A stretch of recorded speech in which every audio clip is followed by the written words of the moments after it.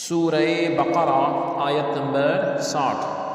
اعوذ باللہ من الشیطان الرجیم، بسم اللہ الرحمن الرحیم۔ وَإِذِ اسْتَسْقَى مُوسَىٰ لِقَوْمِهِ فَقُلْنَا اضْرِب بِّعَصَاكَ الْحَجَرَ فَانفَجَرَتْ مِنْهُ اثْنَتَا عَشْرَةَ عَيْنًا قَدْ عَلِمَ كُلُّ أُنَاسٍ مَّشْرَبَهُمْ كُلُوا وَاشْرَبُوا مِن رِّزْقِ اللَّهِ وَلَا تَعْثَوْا فِي الْأَرْضِ مُفْسِدِينَ۔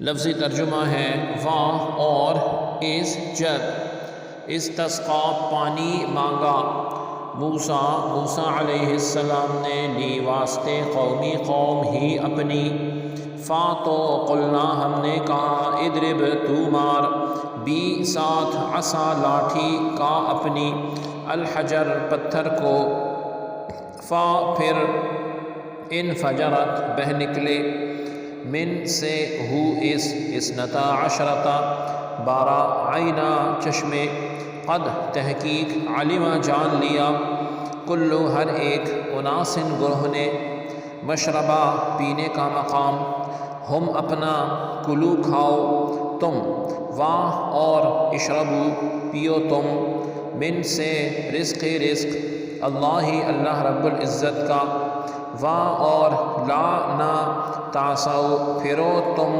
فی میں الارض زمین، مفسدین فساد کرتے۔ بامحاورہ ترجمہ ہے، اور وہ وقت بھی یاد کرو جب موسیٰ علیہ السلام نے اپنی قوم کے لیے پانی مانگا تو ہم نے کہا کہ اپنا عصا اس پتھر پر مارو، پھر اس پتھر سے 12 چشمے پھوٹ پڑے۔ واقعتاً ہر گروہ نے اپنا اپنا گھاٹ پہچان لیا۔ ہم نے فرمایا اللہ رب العزت کے عطا کردہ رزق میں سے کھاؤ اور پیو، لیکن زمین میں فساد انگیزی نہ کرتے پھرو۔ آیت کی تفسیر میں فرمایا گیا وَإِذِ اسْتَسْقَى مُوسَىٰ لِقَوْمِهِ، اور جب موسیٰ علیہ السلام نے اپنی قوم کے لیے پانی مانگا، جب میدان طیہ میں بنی اسرائیل نے پانی نہ پیا تو حضرت موسیٰ علیہ السلام کی خدمت میں فریاد کی۔ حضرت موسیٰ علیہ السلام کو اللہ رب العزت کی طرف سے حکم ہوا کہ اپنا عصا پتھر پر مارو، چنانچہ آپ علیہ السلام نے عصا مارا تو اس پتھر سے پانی کے 12 چشمے جاری ہو گئے، اور بنی اسرائیل کے 12 گروہوں نے اپنے اپنے گھاٹ کو پہچان لیا۔ یہاں ایک نکتہ قابل ذکر ہے کہ پتھر سے چشمہ جاری ہونا حضرت موسیٰ علیہ السلام کا عظیم معجزہ تھا، لیکن ہمارے نبی علیہ السلام نے اپنی مبارک انگلیوں سے پانی کے چشمے جاری فرمائے، اور یہ اس سے بڑھ کر معجزہ تھا۔ حضرت شیخ عبدالحق محدث دہلوی رحمۃ اللہ علیہ فرماتے ہیں کہ حضرت موسیٰ علیہ السلام کا یہ معجزہ کہ وہ پتھر سے پانی رواں فرماتے اور پتھر سے چشمہ برآمد کرتے، تو ہمارے نبی علیہ السلام نے اپنی مبارک انگلیوں سے چشمہ جاری فرما دیا۔ پتھر تو زمین ہی کی جنس سے ہے اور اس سے چشمے بہا کرتے ہیں، یعنی جاری ہوتے ہیں، لیکن اس کے خلاف گوشت پوش سے پانی کا چشمہ جاری کرنا حد درجہ عظیم ہے۔ اس آیت میں لوگوں کا انبیاء علیہ السلام کی بارگاہ میں استعانت یعنی مدد کرنے کا سوال کرنا، اور انبیاء علیہ السلام کا اللہ رب العزت کے حکم سے ان کی مشکل حل کرنے کا ثبوت بھی ہے۔ نبی علیہ السلام کی سیرت میں ایسے کئی واقعات ہیں جس میں آپ صلی اللہ علیہ وسلم کی بارگاہ میں حاضر ہو کر لوگوں نے اپنی مشکلات عرض کی، اور آپ علیہ السلام نے ان کی مشکلات دور فرمائیں۔ ان میں سے 2 واقعات درج ذیل ہیں۔ حضرت جابر بن عبداللہ رضی اللہ عنہ فرماتے ہیں میرے والد حضرت عبداللہ بن عمر بن حرام رضی اللہ عنہ وفات پا گئے اور ان پر قرض تھا، تو میں نے نبی علیہ السلام سے ان کے قرض خواہوں کے متعلق مدد طلب کرنے کا کہا، وہ ان کا قرضہ کم کر دیں۔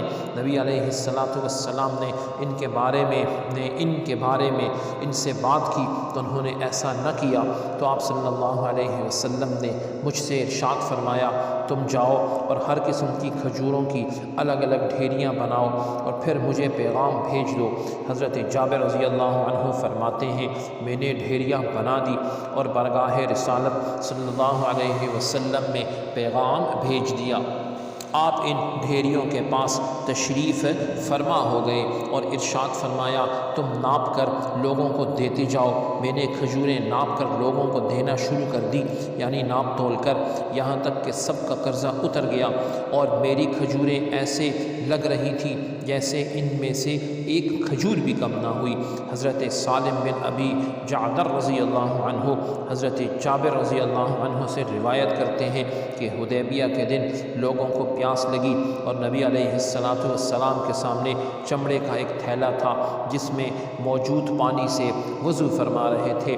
صحابہ رضی اللہ عنہم حضور صلی اللہ علیہ وسلم کے گرد حلقہ بنا کر کھڑے ہو گئے، دائرہ بنا کر، اور آپ صلی اللہ علیہ وسلم نے ارشاد فرمایا کیا بات ہے؟ صحابہ رضی اللہ عنہم نے عرض کی یا رسول اللہ صلی اللہ علیہ وسلم ہمارے پاس پانی نہیں ہے جس سے ہم وضو کریں اور اسے پی سکیں، صرف وہی پانی ہے جو آپ کے سامنے موجود ہے۔